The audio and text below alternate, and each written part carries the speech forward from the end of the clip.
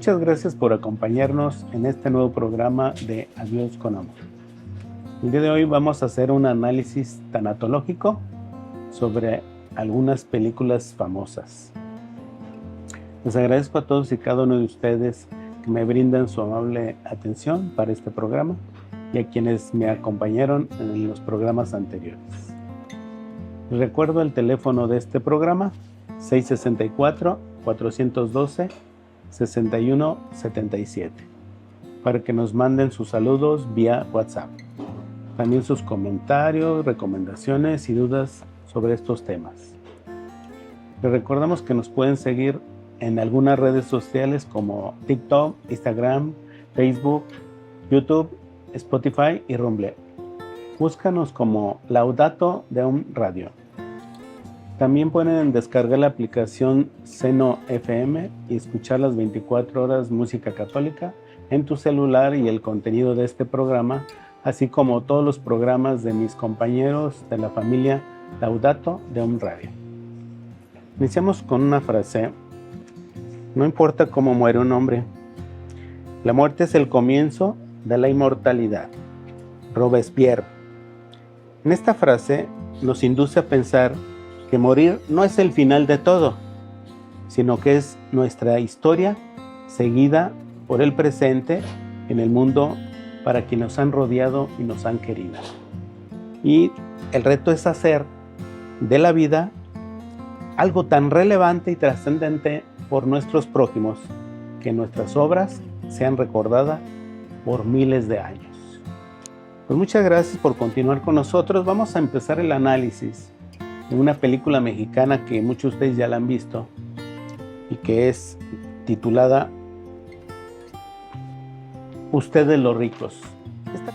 Doy la bienvenida a mi compañero Edgar de la familia Laudato Deum Radio. Héctor Gascón, un placer estar aquí contigo en esta invitación que me hiciste, que con gusto acepté. Y bueno, pues es muy interesante la labor que has venido desempeñando en Laudato Deum con todos estos programas tan interesantes. Disfruté mucho el último programa donde analizaste tanatológicamente las canciones católicas. Estuvo muy bueno y es interesante a veces ver un sentido diferente de las cosas cotidianas que normalmente vemos o hacemos. En este caso es una situación diferente, así como las canciones, pues ahora películas. Y es muy interesante, sumamente interesante cuando me platicaste lo que querías y que me invitaste, gustosamente acepté, para poder ver un enfoque diferente, ¿no? A veces uno no se da o no aprecia aquellas situaciones que pueden ser una variante importante de reflexión de una cosa tan común o tan cotidiano como pueda ser. Así que pues, ¿qué te parece si te dejo a cuadro con la primera película que vas a analizar? ¿Cuál era la película? La película se le titula Ustedes los ricos, y a mí yo creo que a todos los que han visto esta película les ha impactado mucho esa escena en donde vemos que se está incendiando la casa de Pedro Infante. Ustedes saben la historia por qué la queman, y que entra desesperado gritando Pedro Infante buscando a su hijo el Torito. Y mucha gente cree, ahí es un fenómeno social y humano muy interesante, que mucha gente se queda con la idea de que cuando sale Pedro Infante con su hijo en brazos ya fallecido, salió gritando Torito, Torito. Después vamos un poquito más adelante a analizar ese detalle. Lo que quiero resaltar en este detalle de esta escena es para aquellas personas que se sintieron identificados con este personaje y que les dolió mucho. Es una escena impactante, muy bien caracterizada por Pedro Infante. Lo trabajó muy bien, esa escena está muy bonita. A todos nos movió el sentimiento, incluso muchos lloramos con esa escena, y incluso si la volvemos a ver, volvemos a llorar. ¿Por qué? Porque ese sentimiento que nos causó es motivado por muchas razones. A veces es porque tenemos duelos no resueltos, y también pues algunos a lo mejor hemos perdido algún familiar, incluso un hijo, o algo que nos recuerde esa escena triste de la muerte del Torito. y analizándolo desde el punto de vista tanatológico, me gustaría hacer este comentario por si les ayuda a mucha gente. La mayoría de la gente que sabe de las personas que fallecen en un incendio, pues siempre se imaginan lo peor, ¿no? De que sufrió mucho, que murió quemado. Y entonces yo les invito a que cuando les platiquen de un incendio y ustedes no estuvieron presentes, no se imaginen lo peor, porque no ayuda mucho para el proceso del duelo, inclusive para los propios familiares. ¿Por qué? Porque esa escena, así como en la película, esa escena se le repite constantemente mientras no superen el duelo. Están sufriendo muchísimo pensando que su familiar sufrió o se quemó. Y a veces ayuda mucho investigar sobre estos temas de los incendios, porque cuando yo leí una investigación de un incendio, me quedé sorprendido y yo dije, híjole, ¿cómo no lo sabía antes? Y así mucha gente que no lo sabe. Pero la mayoría de las personas que fallecen en los incendios fallecen primero ahogados por el humo. El monóxido de carbono que se produce por el incendio, casi es lo primero que llega a nuestra nariz, y entonces pues nos impide la respiración y obviamente pues nos desmayamos por el cuerpo humano. Dios es increíble, nos hizo maravillosos y tenemos ese sistema de protección natural que para incluso no esperar a que llegue el incendio, porque imagínense quemándose uno, poca gente resiste ese impacto, ese dolor, ese sentimiento de quemado. Y entonces afortunadamente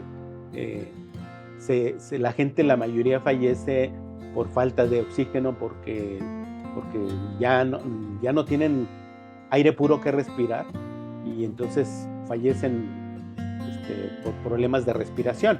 Y entonces eso no nos ayudaría mucho, esa información nos ayudaría mucho a pensar, para que nos duela menos, sobre todo los familiares que han perdido un familiar así, que se imaginen que su familiar no sintió, no sufrió ese momento.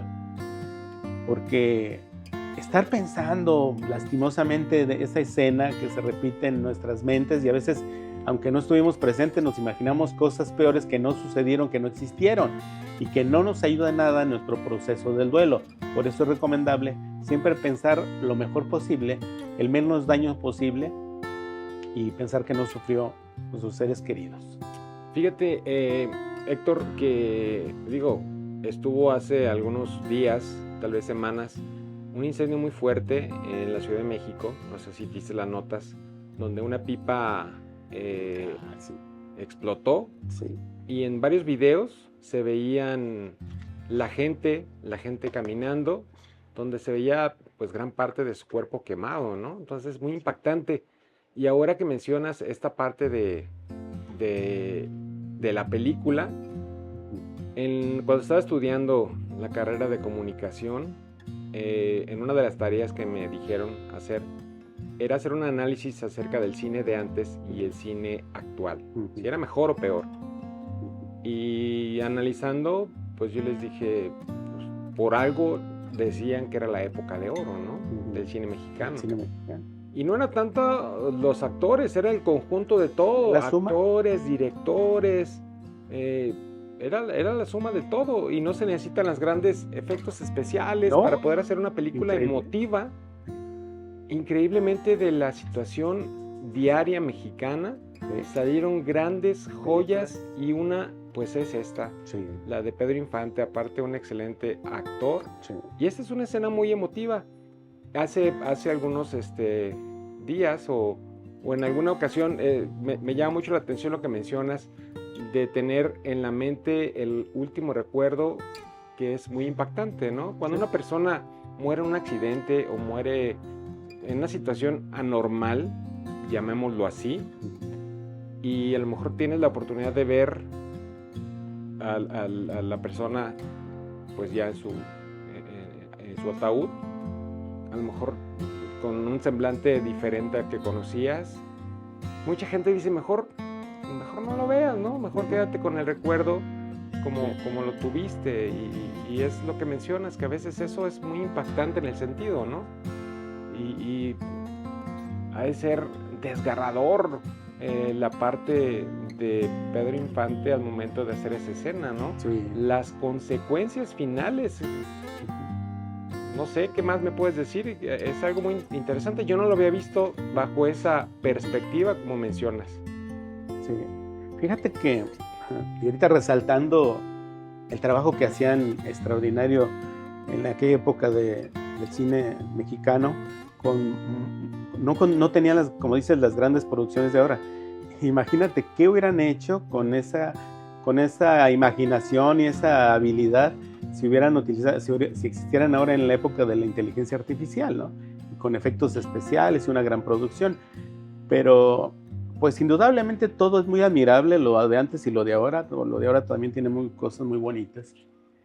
Y siguiendo con la idea de lo que dices ahorita, que está realmente, lamentablemente, el suceso que sucedió en Iztapalapa de la explosión de la pipa de gas, perdón. Ustedes, incluso no sé si han observado, han visto videos donde se ve la gente que va caminando ya con la ropa desgarrada y quemada. Pero si se fijan ustedes, yo no he visto hasta ahorita, y afortunadamente, o a lo mejor no lo han pasado, ojalá que no, en el que se vayan quejando o que vayan gritando de dolor. Este es un fenómeno muy, muy interesante, porque seguramente todas estas personas que ya están quemadas, su adrenalina, que es una sustancia natural que Dios nos dio como una autodefensa, es una droga muy potente en forma natural que se dispara automáticamente sin que nos pida permiso. Entonces esta adrenalina que traen por el susto, por el impacto, por el instinto de conservación, les permite a esta gente todavía esperarse a que lleguen los primeros auxilios, a que lleguen a un hospital y los atiendan, y entonces sí, cuando ellos ya se sienten acompañados y que ya un personal de salud ya los están atendiendo, sueltan su autodefensa, bajan las defensas, ya se ponen más tranquilos, y es cuando empiezan los verdaderos dolores por lo quemado. Pero afortunadamente pues ya están en manos de los médicos, enfermeras, que pues ya les empiezan los canalizan y les empiezan a poner medicamentos contra el dolor.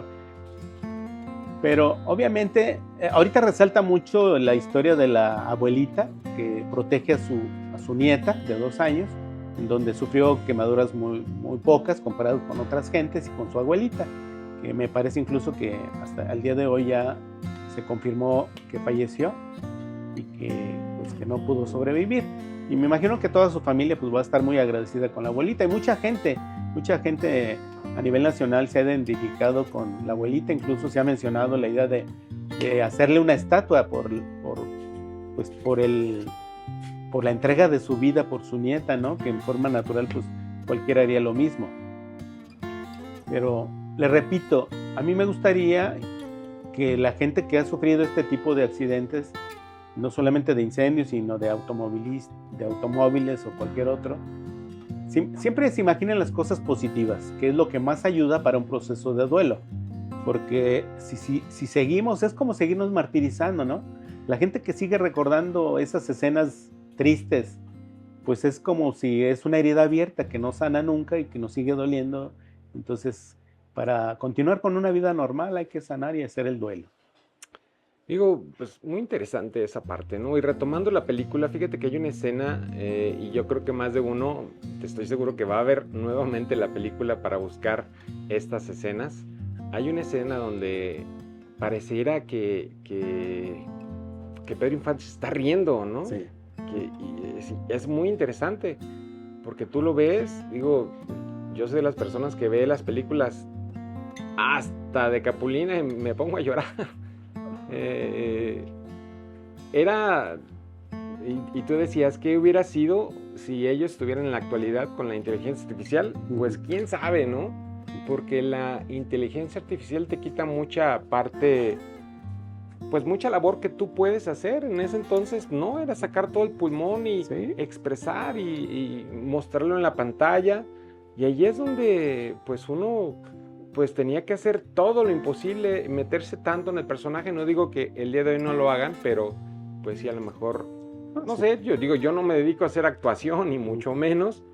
Pero ¿qué te parece si nos comentas un poquito más acerca de la escena donde pareciera que se está riendo Pedro Infante. Sí, mira, esa escena también es muy impactante y también nos hace identificarnos con él en algunas situaciones personales que hemos vivido.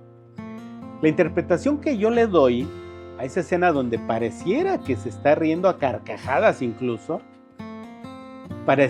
parece contradictorio, porque pudiéramos pensar al principio cómo se pudiera estar riendo, porque incluso en sus brazos trae al torito ya fallecido. Entonces cualquiera diría, oye, al principio te desconcierta porque dices, ¿pero por qué? Pero conforme continúa la escena, vas entendiendo que esa carcajada es una carcajada de impotencia mezclada con coraje por no haber podido salvar a su hijo, y quizá, quiero yo pensar, que también es una forma de sacar todo ese dolor en esa risa, porque al sacarlo, incluso muchos problemas que tenemos, la forma de sanarlos es hablándolos. Y entonces mi interpretación es que esa carcajada de Pedro Infante es una forma de sacar su dolor, su impotencia por haber perdido a su hijo, y de esa forma. Y entonces es una actuación increíble. A quien se le ocurrió, si fue el director, el guionista o Pedro Infante, es increíble y muy bien lograda esa escena de la carcajada, porque es una mezcla de dolor, risa, llanto, tristeza y todo junto, pero nos queda claro que es por el dolor que le causó la muerte del torito. Fíjate que, como mencionas, de que no sabes a quién se le haya ocurrido la idea, yo como referencia, no me acuerdo dónde lo vi, si fue en un documental o algo, donde estaba viendo películas, o el documental era sobre Cantinflas, y Cantinflas, gran parte de su actuación era improvisada. Sí, me imagino. Sí, lo improvisaba en el momento. Entonces no dudo que en estas escenas dramáticas pues saques lo que sientes, y pues quién sabe dónde termine, ¿no? Sí. En el sentido de que aprovechas y estás y vámonos a lo que da. Sí, es muy posible lo que tú dices, que ya estando interpretando esa escena de tristeza, quizá a lo mejor le salió en forma natural a Pedro Infante esa carcajada de tristeza, de impotencia, y pues yo creo que ya no vamos a saber exactamente la verdad, no sabemos quién nos lo pueda platicar, porque Pedro Infante ya murió, que por cierto pues hay muchas especulaciones sobre su vida. Incluso grita Torito cuando está abrazándolo, llorando, ¿cómo está? Mira, está interesante esa escena, porque mucha gente creemos que Pedro Infante grita Torito cuando sale con Torito en sus brazos, pero si regresas, si fuera pues como una película de VHS, si le regresas hacia atrás y rebobinas la cinta y regresas antes de que entre a la casa, vas a ver. Te aseguro que más de uno no va a saber que es una película VHS. Sí, los millennials no van a saber que es una película, pero pueden checarlo en internet, cuáles eran las películas en VHS, ¿verdad? Y menos en beta, ¿no? Las más viejitas eran las beta. Las beta. Sí, no, un cassette más grande. Más grande, y Betamax después sacaron, y luego VHS, Super VHS, y bueno, 8 milímetros y varias. Y luego los famosos DVDs. Los DVDs, ya cuando vino el DVD, no, ya estamos sorprendidos. Los que nos tocó. Pero bueno, ese es otro tema. Ese es otro rollo muy interesante. Y regresando a esta escena, mucha gente cree que Pedro Infante gritaba a Torito cuando sale con su bebé en brazos. Pero realmente, si regresamos a la escena, y para los que sean curiosos, les dejo de tarea eso, que regresen la película hasta antes de que entre a la casa en llamas, y van a observar ustedes que ahí es cuando entra a la casa y grita el nombre de Torito, precisamente buscándolo. Primero porque no sabe dónde está el niño, a lo mejor pues está chiquito, creo que le calculo, no sé, unos 3 o 4 años. Ya habla, bueno, creo que balbucea su nombre o algo así, pero ya puede a lo mejor gritar dónde está, ¿no? Y pues Pedro Infante le grita al entrar, Torito, Torito. Y ya cuando sale, pues ya sale muy triste y llorando, y después viene lo de la carcajada. Pero fíjate que ha sucedido esa idea que muchos creemos, mucha gente que hemos visto esa película la recordamos, creemos que el grito desesperado de Torito, Torito lo dice saliendo de la casa, y realmente fue a la entrada. Pero precisamente ese fenómeno se le llama fenómeno Mandela. Así le pusieron quienes pues, le clasificaron ese fenómeno o ese síndrome, porque dice que es un fenómeno donde colectivamente mucha gente piensa o se le queda como grabada esa información errónea y piensa y te platica las cosas y te dice es que así sucedieron las cosas. En el ejemplo de la película de Ustedes los ricos, mucha gente, si le preguntas, la gente sobre todo ya de edad, que sí la vio y que sí se acuerda, pregúntale tú, oye, en la película Pedro Infante de Ustedes los ricos, cuando fallece Torito, ¿en qué momento grita desesperado el nombre de Torito? Y mucha gente te va a decir cuando sale. Pero realmente es un error que tenemos a la hora de narrar un suceso que ya sucedió. Y estos errores son motivados por muchas cuestiones. Por errores que no escuchamos bien o no somos observadores. Incluso a veces también, fíjense bien, para que tengan cuidado sobre todo en la vida real, porque a veces aseguramos cosas que no son ciertas. En el caso de Torito, como es una escena muy famosa, esta escena es muy famosa, hay muchos comediantes que se hicieron parodias de esta escena, y no tanto por faltarle el respeto, porque es una escena de respeto y de tristeza, pero ya ven que los comediantes son muy hábiles para hacernos reír aún con las desgracias. Y entonces muchos comediantes han hecho parodias donde gritan, pues por como fue muy famoso, pues gritan Torito y Torito y pues ya hacen su rutina de lo demás que dicen de esa escena. Entonces mucha gente que después escuchamos las parodias, creemos que realmente lo que platica el comediante fue lo que sucedió realmente en la película, pero no. El comediante le adapta pues para que le salga su chiste, ¿sí? Para que salga lo gracioso. Pero es parte de los errores que se tienen incluso en nuestra vida real, que le llaman el efecto Mandela, de que decimos cosas que realmente no sucedieron, porque queremos, como dicen algunos autores, queremos llenar esos huequitos donde tenemos la duda, que creemos si sí sucedió o no sucedió, y nosotros confiadamente decimos sí sucedió y hasta pues decimos, yo te aseguro que sí así sucedió. Afortunadamente en estos casos está la película que nos saca de dudas. Incluso entonces eso llama a un como recuerdo colectivo que puede ser a veces hasta falso, ¿no? Sí. Y hay ejercicios, por ejemplo, en YouTube donde oyes un audio, me ha tocado, y si tú ves la imagen que dice bicicleta, sí, yo lo he dicho. Y no sé, tú dices bicicleta, aunque diga, no sé, o tía, no sé qué. Sí. No sé cómo. Le cambian el texto. Le cambian el texto y la imagen te engaña. La imagen es la misma y tú escuchas exactamente lo que estás leyendo. Así que es interesante ver cómo la mente te juega chueco. Sí, no hay que confiarnos. Ahora entiendo a las mujeres. Así que mujeres, presten atención, o sea, pongan atención a los detalles. Nosotros no somos los culpables, ¿sí? Pónganse águilas ahí. Sí. Pues muy bien, muy interesante. ¿Qué te parece, Héctor, si vamos a un corte y regresamos con una segunda película? Claro que sí. Que para mí me pareció excelente, la he visto infinidad de veces. Y pues vamos y regresamos con la siguiente película que se llama Macario. Perfecto. Estamos en Laudato Deum Radio. En Adiós con Amor. Regresamos.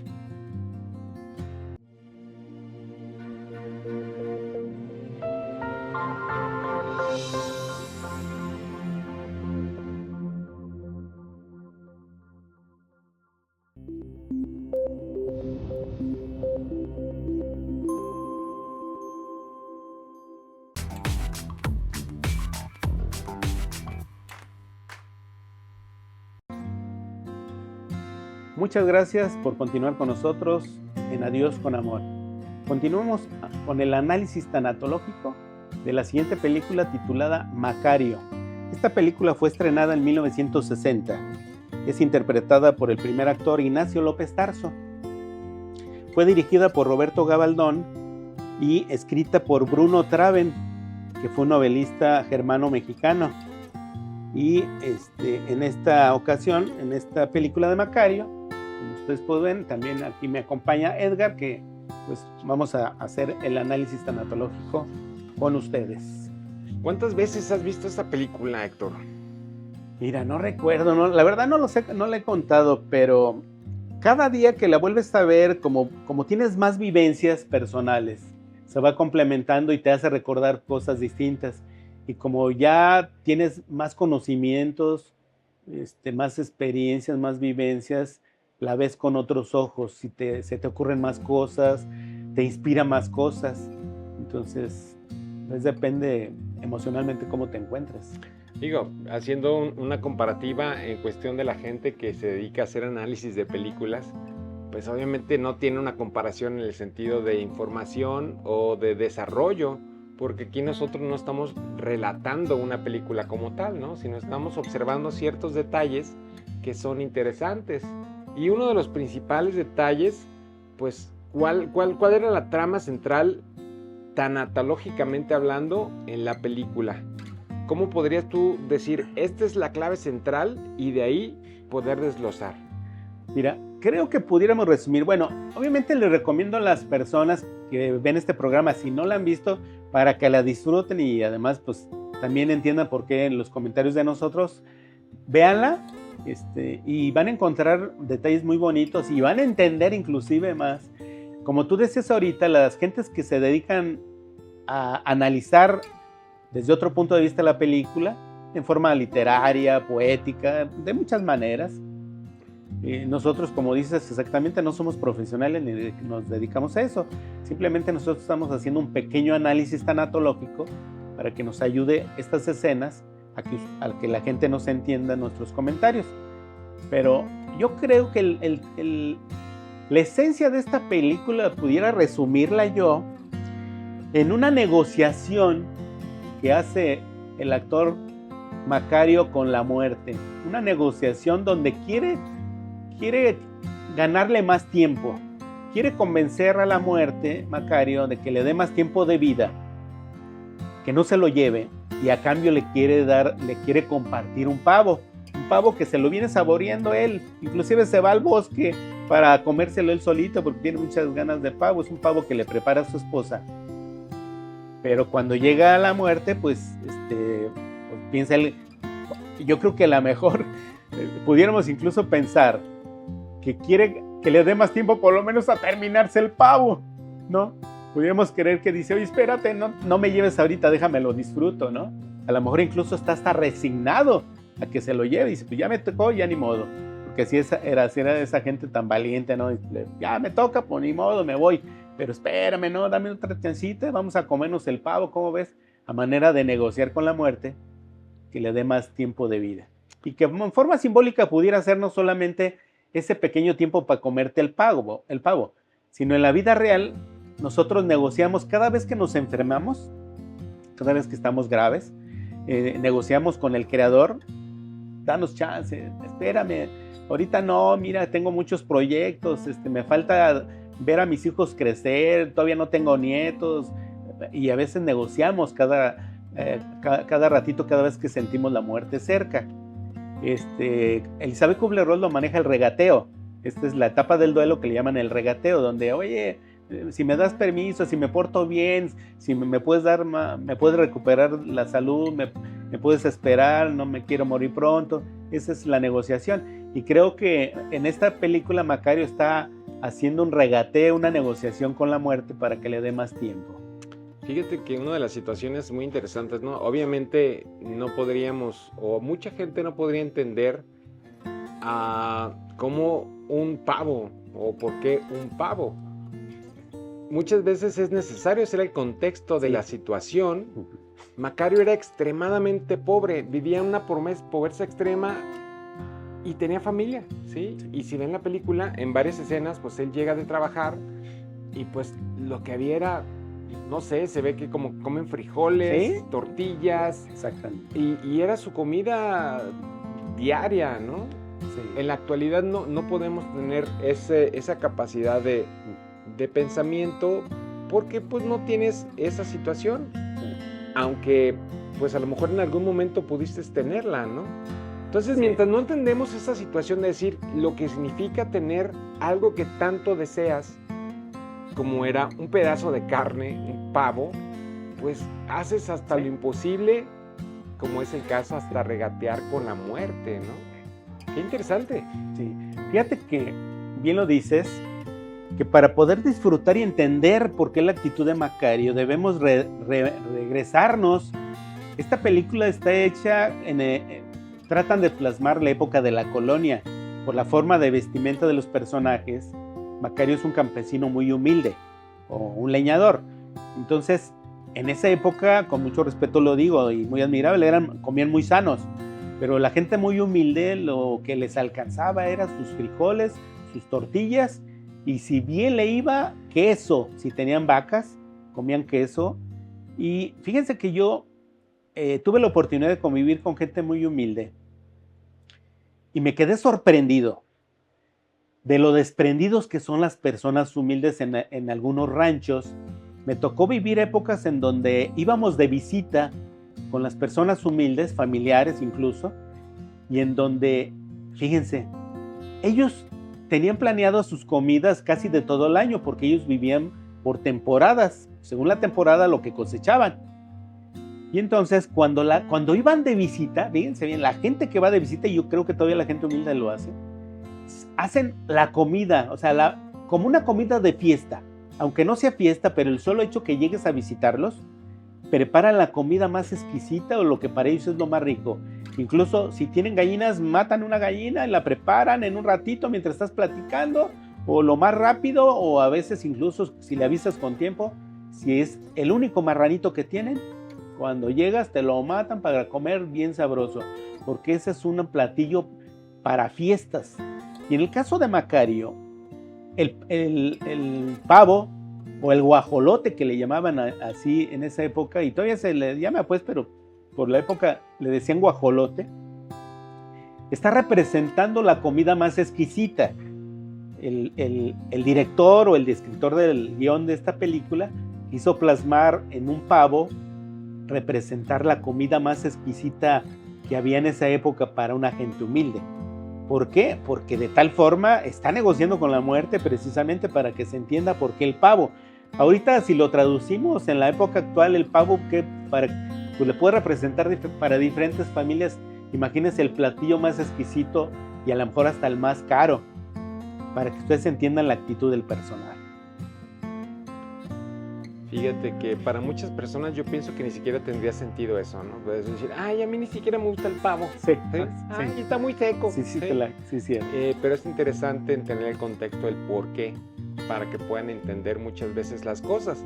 Y es más común de lo que tú puedes imaginarte la salida, el no poder empatizar con la gente. Estábamos en una reunión hace unas semanas y en esa reunión estábamos exponiendo nosotros y un compañero hablaba sobre la empatía y él comentaba, decía, la gente no tiene empatía, yo tuve un accidente en la mañana, me chocaron en una avenida muy transitada y pues obviamente, ¿qué pasa? Pues te paras en lo que llamas al seguro y todo el rollo.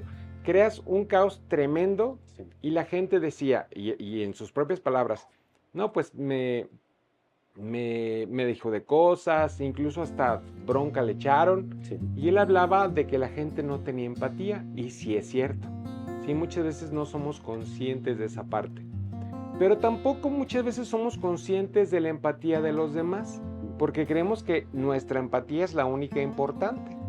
Y yo hice el comentario después de que hizo esa parte, ¿no? Le dije, ¿qué pasa si posiblemente dentro de esas personas había una persona que necesitaba llegar a tener una cita urgente, una cuestión de salud, tenía una situación de salud importante y no podía llegar por ese accidente? ¿Sí? Y no estoy hablando que sea o señalar algún culpable, sino muchas veces la empatía que tú quieres o dices sentir, pues termina donde empieza la empatía de la persona que está a un lado de nosotros, ¿no? Sí. Es bien difícil a veces tratar de comprender. Porque tú dices, no, pues mientras yo esté bien, pues no pasa nada. En este caso, Macario, con su pavo, pues era el único que quería comerse su pavito, ¿no? Incluso no se lo comió con su familia y solito se lo llevó. Pero su esposa, ahí en la película, dice, llévatelo, vete al bosque para que a tus hijos no se les antoje y no te lo coman. Sí. Porque sabía Macario que también en el rol de padre iba a terminar dándoselo a sus hijos. ¿Sí? Entonces no se trata de que sea una película que te enseñen, ay, tú te la vas a comer solo, no. También se vale a veces disfrutar las cosas que a uno le gustan, ¿sí? También se vale. Y como comentario adicional, en León, en Guadalajara, hay unas galletitas que a mí me gustan mucho que se llaman Marisa. Es la marca de Marisa. ahí nos debe una feria Marisa por la publicidad. Me gustan mucho esas galletas, ¿sí? Y cada vez que hay oportunidad que alguien va a Tijuana, pues le encargo unas galletitas. Y esas galletitas las atesoro mucho, ¿sí? Me gustan mucho. Y la otra vez fue un amigo y le dije, ¿quieres probar una galletita? Y le di una galletita. Pero él se la comió como si nada. Y dije, pues está bien, yo te la di, no pasa nada, ¿no? Pero a veces es lo que para lo que nosotros valoramos mucho, la gente tal vez no. Y no podemos entender y comprender porque no empatizamos en muchos aspectos con esta persona. Fíjate que, reforzando el aspecto de la empatía, en esta ocasión de la explosión de la pipa en Iztapalapa, y a mí me tocó ver un video en donde, no sé si ya faltaba poco para llegar al hospital o mucho, pero hay una escena donde creo que no sé si es un policía o un ciudadano que toma en sus brazos a la bebé y se la lleva, no sé si son varias, no sé si es corriendo en la moto, algo se ve en la escena del video, donde van corriendo y van gritándole a la gente del seguro cuando van llegando, o al hospital, no recuerdo si es hospital público o privado, y van gritando, viene quemada, entonces ya este sentimiento de empatía, de ayudarle primero a la abuelita, porque ya, ayudarle y ser más rápidos, pues, o sea, como dices tú, del sentimiento de la empatía para cuidar la vida de la bebé, que no sabían qué tan siniestrada o quemada venía. Y entonces gritan desesperada a la persona que lo trae en brazos, viene quemada, es un quemado, y entonces ya la gente ya lo está esperando en el hospital para atenderla. Muy, muy triste esa cuestión de salud al momento de ver los hospitales, ¿no? Donde es una situación que hoy por hoy vivimos y es muy lamentable en muchas situaciones. Pero bueno, volviendo a la película, hay una escena donde está Macario se me hace muy interesante, ¿no? Cuando empieza a negociar con la muerte y logra negociar con la muerte, y la muerte le da el agüita milagrosa. Sí. Y le decía, pues órale. Pero lo interesante es que dentro de toda esa parte donde podía, pues había condiciones, ¿sí? Y se me hizo muy chistoso, decía que si se ponía de un lado o del otro, sí. No sé, explícanos esa parte. Explico. Está muy interesante, está muy bonita esa historia, esa parte, porque es agua como agua bendita que le da la muerte, le explica, le dice cómo funciona y le dice, mira, te voy a dar esta agua bendita, pero cuando veas a la muerte, o sea, a él mismo, en la película se ve que él mismo, el mismo personaje que hace la muerte, es el que está, cuando hay un enfermo, si él mismo, la muerte, se pone a los pies, creo que dice, si me pongo a los pies, es que sí se va a salvar con esa agüita milagrosa que te voy a dar. Pero si estoy en la recámara, o sea, en la cabecera, o sea, ya en la cabeza del enfermo, dice, ya no se va a salvar aunque le pongas esa agua bendita. Y a mí me hizo recordar cuando estuve analizando esta película para este programa, que así como pedimos muchos milagros cuando estamos muy enfermos, para nosotros o para nuestros seres queridos, ¿cómo quisiéramos tener esa agua bendita, no? Esta agua bendita de que la muerte le entrega a Macario, ¿no?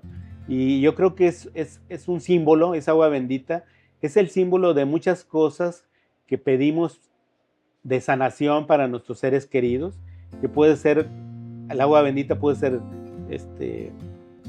una medicina famosa, cara, exitosa, una vacuna, o por qué no, para los que somos creyentes, una oración. Creo que en ocasiones hay grupos de WhatsApp o familiares, les aviso que mi hermano, mi mamá, mi papá, mi hijo está muy enfermo y les pido oración por ellos. La gente que somos creyentes sí creemos que esa oración es como el agua bendita de Macario, ¿no? De que si Dios quiere, si Dios decide darle la oportunidad a nuestro enfermo o a nosotros si estamos enfermos de continuar con nuestra vida, nos sanamos, ¿sí? Entonces es como si Dios pues, nos quitara esa enfermedad. Entonces, por eso es este símbolo del agua bendita. Y fíjate, una de las cosas muy curiosas, el hecho de que muchas veces no entendemos el por qué, porque en varias escenas él se aferra cuando, creo que es cuando llega con el emperador, que uno no se salva, Y él le daba y le daba y le daba Sí. agüita, ¿no? Sí. Pero la muerte decía no. No, no, no. Y muchas veces hacemos eso y entendemos, ¿no? Sí. Hace algunas semanas canonizaron a Carlo Acuti, ¿sí? Y la vida de Carlo Acuti fue muy, bueno, no puedo decir que sea, bueno, sí es muy interesante, pero es igual que la de todos los santos. Todos estamos llamados a la santidad y no entendemos el porqué de las cosas. Sus papás, yo creo que al momento de enterarse de su enfermedad, pues dijeron, ¿por qué, Señor, no? Sí. Al igual que mucha gente lo hace cuando nos enteramos de una situación terminal en la gente. ¿Qué es lo que hacemos primero? Pues recriminamos. Sí. Sin embargo, dentro de su enseñanza, de su evangelización, pues él dijo, aquí estoy, Señor, hágase lo que tú me indiques. Y hay testimonios de mucha gente que se convirtió solamente por su entrega. Entonces esa es realmente la finalidad del porqué de las cosas, pero no lo entendemos hasta mucho tiempo después. Sí. A veces decimos, pero ¿por qué, Señor? Si era muy bueno. Pues sí. Es que de esos también se ocupan, ¿no? A veces uno pensara que solamente los malos se tienen que morir y pues no es así el asunto, ¿no? Fíjate, resaltando, perdona que te interrumpa, resaltando lo que acabas de mencionar de este santo, tengo entendido que tenía como 15 años cuando falleció. Estaba muy joven cuando él fallece. Y imagínense ustedes qué pensarían los papás en aquel momento cuando estaba enfermo y cuando fallece muy joven.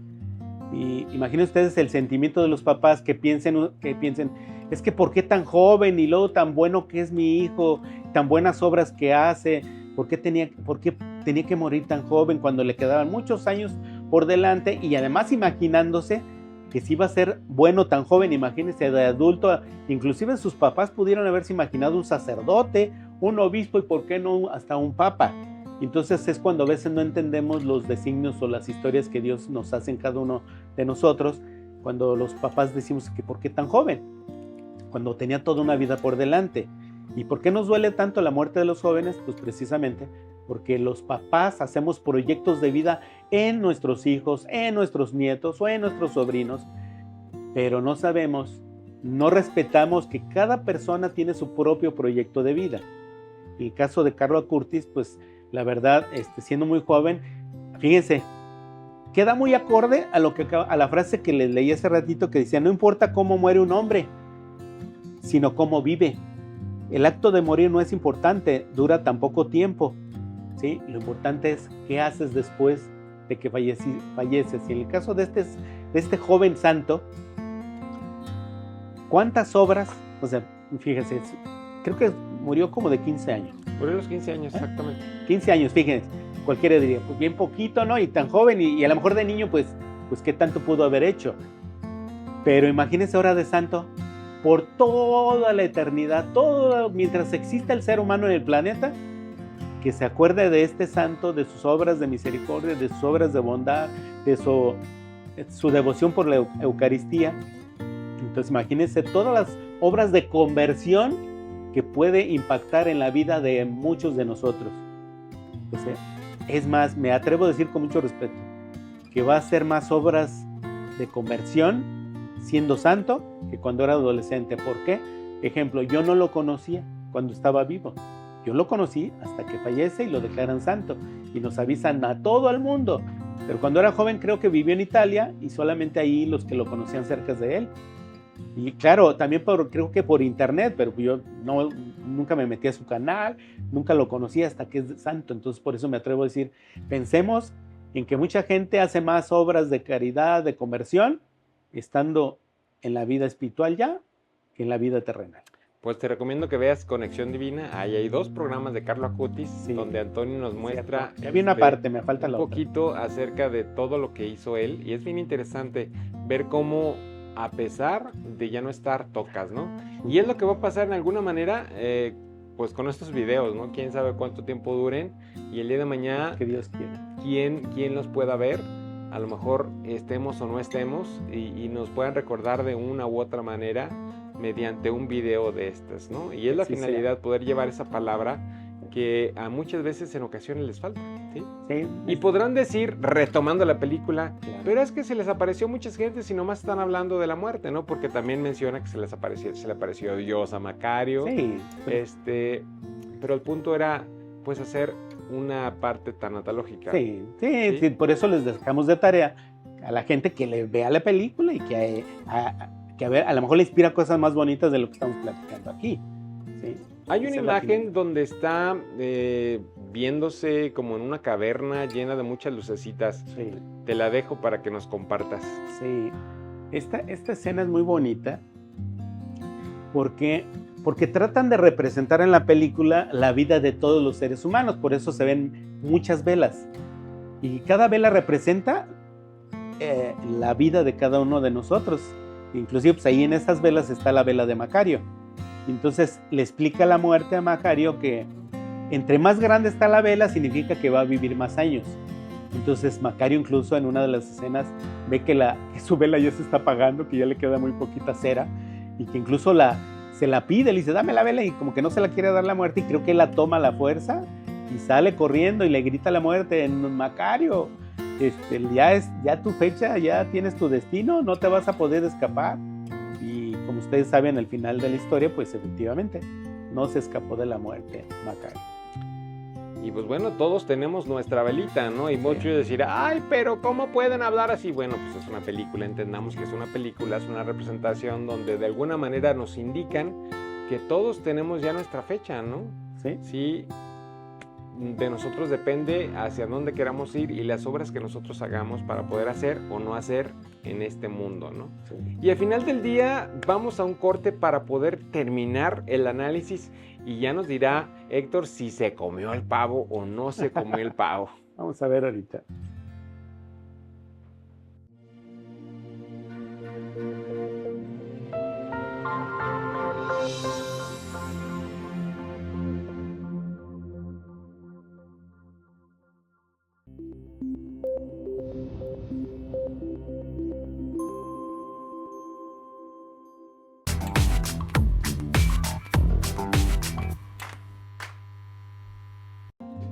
Muchas gracias por continuar con nosotros en este programa de Adiós con Amor.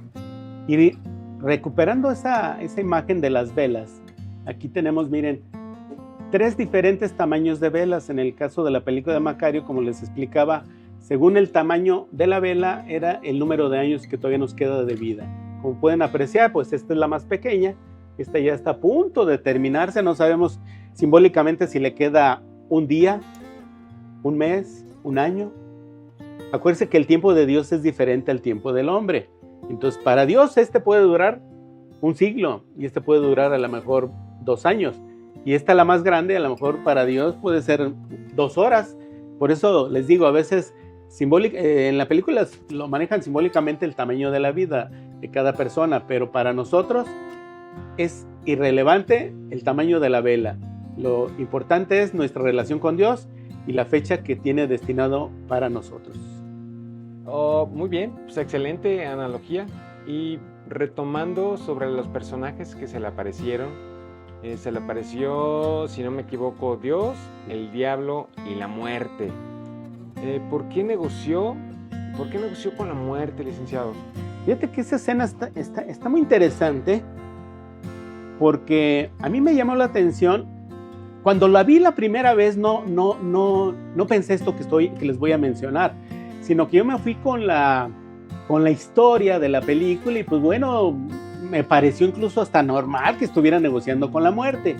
Pero cuando ya lo analizas desde el punto de vista religioso, que fue lo que sucedió antes de este programa, de preparar el tema de este programa, me puse a pensar, a ver, la lógica católica nos dice, para los creyentes, que cómo es posible que Macario se ponga a negociar con la muerte cuando inclusive el mismo Dios se le aparece.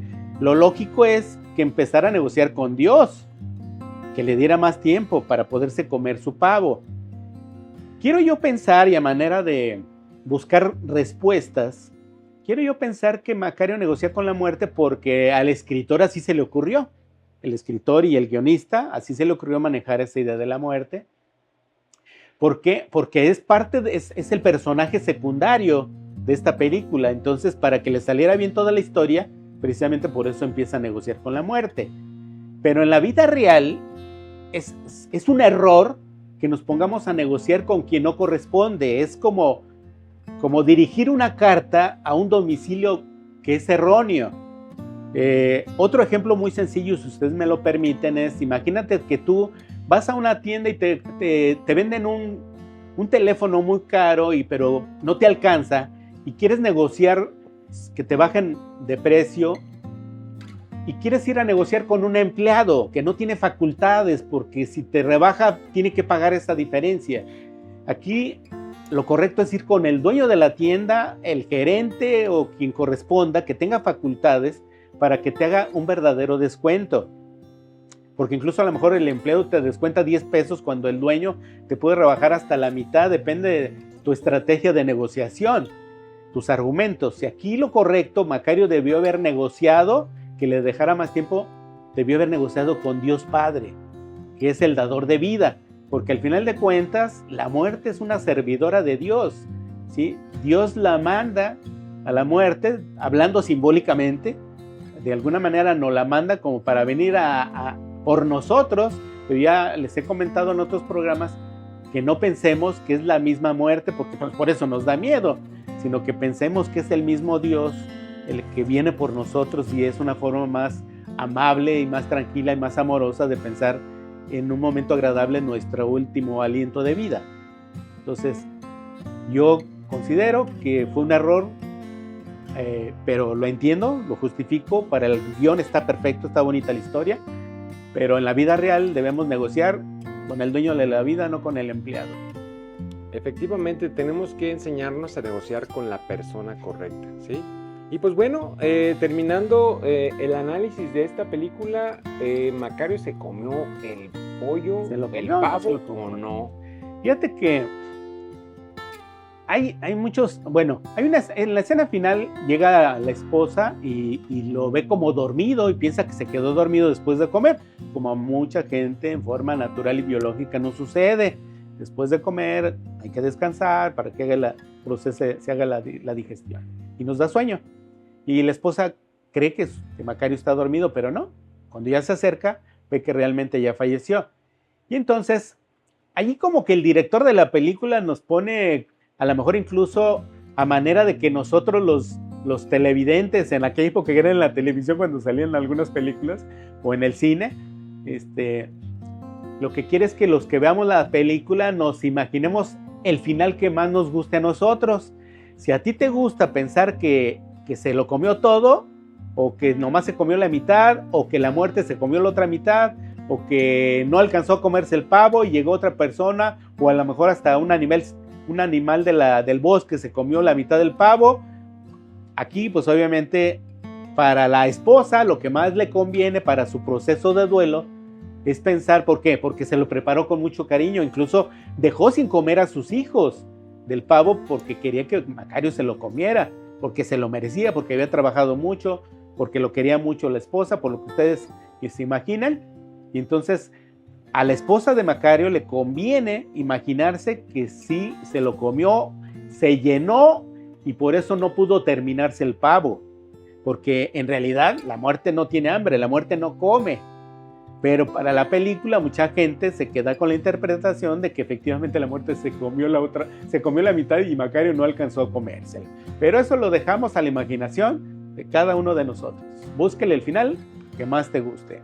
Pues sí, exactamente, se trata a veces de dar, y no es lo que te sobra, ¿no? Como el evangelio de las monedas. Así es. Sí, no es lo que te sobra, sino es lo que tienes, porque solamente dando lo que tienes vas a saber, ¿sí?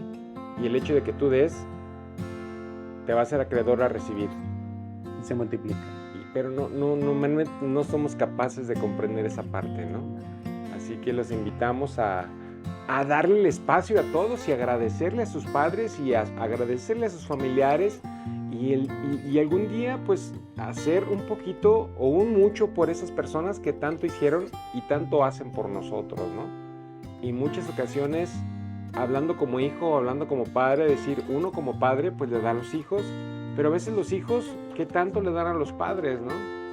Sí, a veces son medios ingratos, puede ser, pero bueno, ese es otro tema, ese es otro tema de otro programa. Es otro programa. Es otro programa. Disfruté mucho, Héctor, de estar aquí contigo. Yo también, muchas gracias por tu compañía. Estuvo muy ameno, estuvo muy padre. Ojalá y me invites en alguna otra ocasión y poder hacerlo. Estuvo muy suave. Sí. Así que pues te dejo, yo me despido, te dejo para que tú puedas cerrar el programa y despedirte.